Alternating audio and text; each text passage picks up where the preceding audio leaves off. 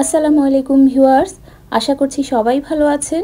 আজ নিয়ে এসেছি সেমাই দিয়ে খুবই সুস্বাদু একটা ডেজার্ট আইটেম। এটা কম সময়ে এবং খুব সহজে তৈরি করা যায় এবং এর স্বাদ জিভে লেগে থাকে অনেকক্ষণ। তাহলে দেখে নিই আজকের রেসিপি সেমাই দিয়ে শিরকোরমা। এর জন্য প্রথমে চুলায় একটা প্যান বসিয়ে দিয়ে দিলাম 1 টেবিল চামচ ঘি। এখানে কিছু ড্রাই ফ্রুটস যেমন পেস্তা বাদাম কুচি, কাজু বাদাম কুচি, কিশমিশ, কাঠবাদাম কুচি এবং খেজুর কুচি নিয়ে নিলাম। এখানে আমি শক্ত খেজুরটা দিয়েছি, চেষ্টা করবেন শক্ত খেজুরটা দেওয়ার জন্য। শক্ত খেজুরটা দিলে রান্নার পরেও গলে যাবে না। তারপর ঘিতে ভালো করে ভেজে নিব। খেয়াল রাখতে হবে বাদাম কিশমিশ যেন পুড়ে না যায়, তা না হলে খেতে তিতা লাগবে। তারপর বাদাম কিশমিশ একটি প্লেটে তুলে নিয়ে আবারও দিয়ে দিলাম 1 টেবিল চামচ ঘি। এই ঘিয়ের মধ্যে দিয়ে দিলাম একটি তেজপাতা মাঝখান থেকে চিড়ে দিয়েছি, 1 টুকরো দারচিনি এবং একটি এলাচ।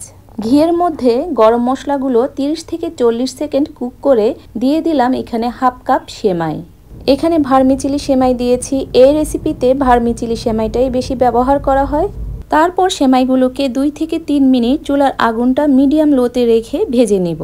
এখানে হাফ কেজি দুধকে একবার বলক উঠিয়ে জাল করে নিয়েছি এবং কুসুম গরম অবস্থায় এখন আমি এই দুধটা সেমাইয়ের মধ্যে দিয়ে দিব। পুরোটা দুধ একসাথে দিব না, একটু দুধ রেখে দিব। সেটা আমি কি করব তাও আমি দেখিয়ে দিচ্ছি। এখন বাটির মধ্যে যে দুধটা রেখে দিয়েছিলাম সেটার মধ্যে দিয়ে দিব 3 টেবিল চামচ গুঁড়ো দুধ। গুঁড়ো দুধটা মিশিয়ে সেমাইয়ের মধ্যে দিয়ে দিব। এতে করে সেমাইয়ের টেস্টটা আরও বেশি ভালো হবে। এরপর মিষ্টির জন্য চিনি দিয়ে দিব। দিয়ে দিলাম এখানে হাফ কাপ থেকে একটু কম চিনি। মিষ্টিটা আপনাদের পছন্দ অনুযায়ী কমিয়ে বাড়িয়ে দিতে পারেন। তারপর দিয়ে দিব 1 চিমটি লবণ। সেমাই যখন 2-3 বার বলক উঠে যাবে তখন আমি যে গরম মশলাগুলো দিয়েছিলাম সেগুলোকে তুলে নিব। তারপর দিয়ে দিব ভেজে রাখা বাদাম কিশমিশ এবং খেজুর। এখন আমার শিরকোরমা তৈরি, তাই ঠান্ডা হয়ে গেলে পরিবেশন করে নেব। তৈরি হয়ে গেল খুবই মজার শিরকোরমা। এটা ফ্রিজে রেখে ঠান্ডা ঠান্ডা সার্ভ করে খেতে খুবই মজা লাগে। ভালো লাগলে বাসায় অবশ্যই ট্রাই করবেন এবং আমার ভিডিওটিতে লাইক দিয়ে শেয়ার করে দিবেন আর আমার চ্যানেলটিকে সাবস্ক্রাইব করবেন। সবাইকে অসংখ্য ধন্যবাদ।